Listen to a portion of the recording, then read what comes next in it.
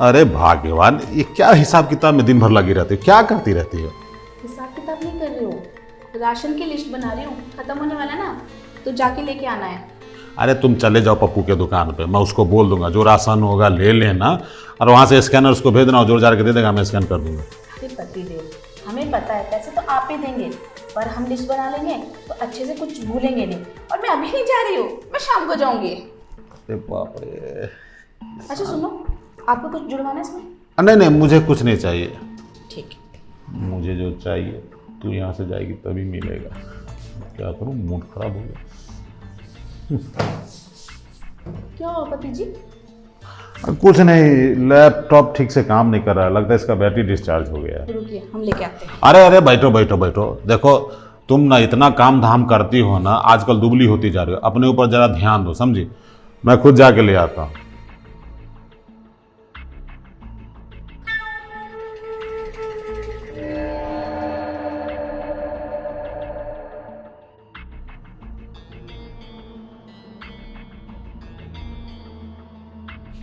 अरे मेरी प्रीति, मेरी क्यूटी, मेरी कुची कुची, अरे मुझे ये नहीं पता था कि तुम मेरे प्रस्ताव को एकदम स्वीकार कर लोगी। मतलब मेरी खुशी का ठिकाना नहीं रह गया। जानती हो, तुम मेरी गर्लफ्रेंड बन गई ना, अब तो मेरा हर दिन दशहरा और रात दिवाली बनेगी। क्या करूं जीजू, आपने धमकी जो दी थी तो आपकी बात मुझे माननी पड़ी। आपने बोला कि अगर मेरी बात नहीं मानोगी तो गांव वापस भिजवा दूंगा, कॉलेज बंद करा दूंगा, ऊपर से तेरी पॉकेट मनी भी बंद कर दूंगा, इसलिए सुननी पड़ी। वो तो मैं धमकी तुम्हें सिर्फ इसलिए दे रहा था कि तुम्हें पटा सकूं, समझी?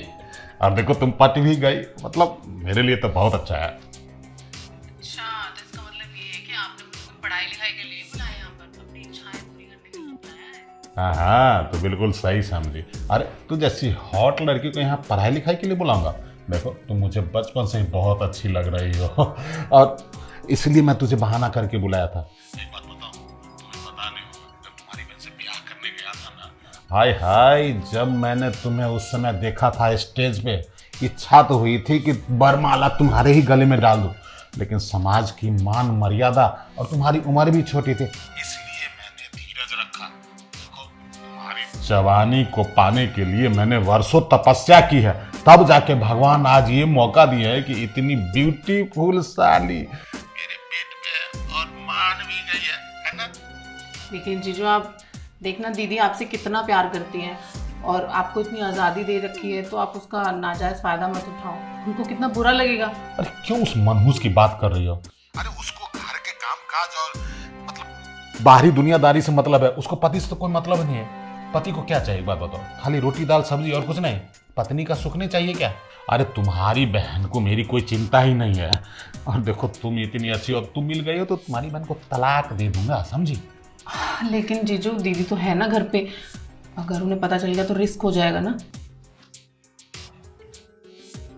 अरे बार बार अपनी बहन की चर्चा करके मेरा मूड खराब मत कर। वो लगी है राशन पानी में, उसको 10-15 मिनट लगेगा, और 10-15 मिनट का जो ये सुनहरा समय है ना, हाय हाय, मैं अपनी साली को।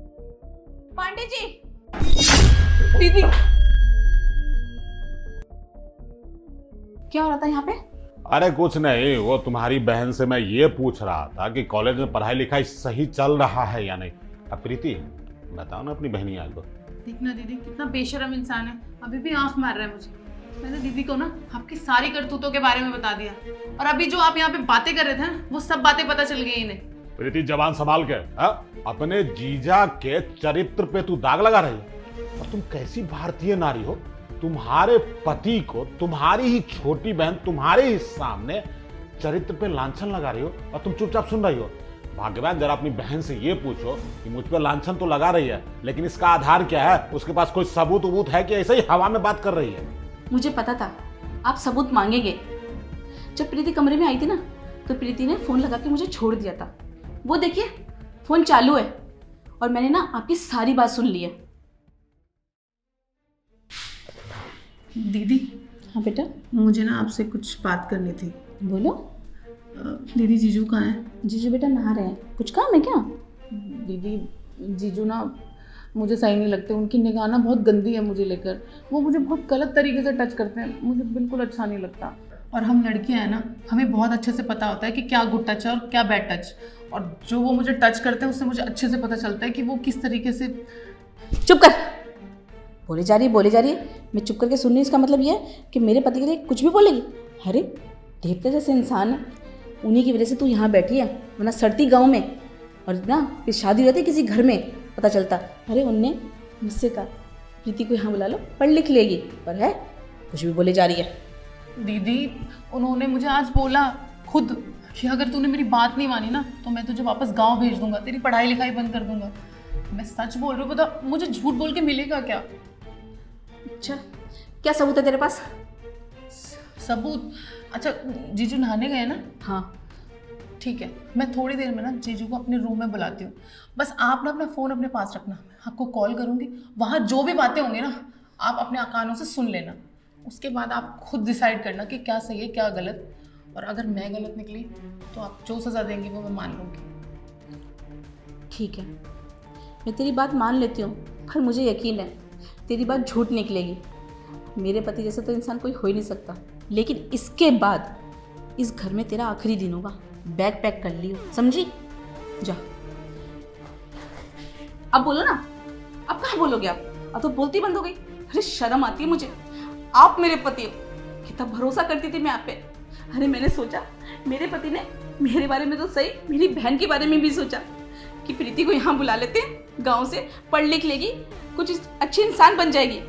पर मुझे क्या पता था आपकी तो नजर ही घटिया है। आपने पढ़ाई के लिए नहीं, आपने अपने फायदे के लिए बुलाया। हाँ दीदी, मुझे भी ऐसा लगता था कि मेरे जीजू कितने अच्छे हैं, मेरे बारे में कितना सोचते हैं। मैं सोचती थी कि मुझे पढ़ाई के लिए गांव से शहर में लेकर आए, लेकिन ऐसा कुछ नहीं था। ये मुझे कोई पढ़ाई वढ़ाई के लिए नहीं लेकर आए, ये तो अपनी हवस मिटाने के लिए लेकर आए यहाँ पर मुझे। चलो अच्छा है, तुम दोनों देवी को मेरे चाल और चरित्र के बारे में पता चल गया तो अच्छा है, सब क्लियर है। सुनो जी, मैं तुमसे प्यार नहीं करता। अरे जरा एक बार तुम अपने आप को देखो और अपनी इस हॉट बहन को देखो। तुम्हें देख के कोई इंसान प्यार कर सकता है क्या? है प्यार करने लायक अब कुछ बचा है तुझमें?